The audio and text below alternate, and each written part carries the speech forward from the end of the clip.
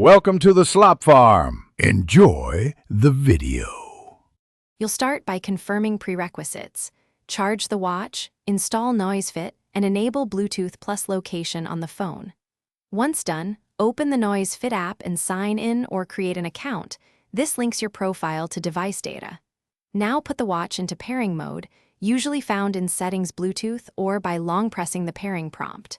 While the watch broadcasts, make sure the phone stays within 3 meters and avoid other Bluetooth devices nearby to reduce interference. You'll now search for the watch inside Noisefit. Tap Add Device and watch the discovery list. When your model appears, tap it and look for matching PIN or confirmation prompt. Confirm on both phone and watch so the secure handshake completes. Make sure to grant Noisefit the requested permissions, notifications, contacts if needed, and background activity, because the app uses them to push alerts and sync data continuously.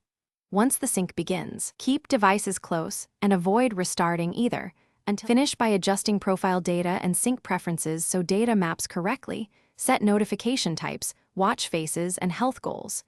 You'll verify success by checking a real-time metric like steps or heart rate in Noisefit.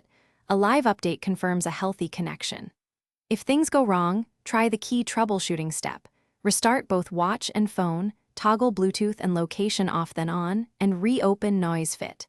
If that fails, unpair and perform a fresh pair. This clears stale connections and usually resolves lingering sync issues. Thanks for watching. Consider subscribing if we helped you today.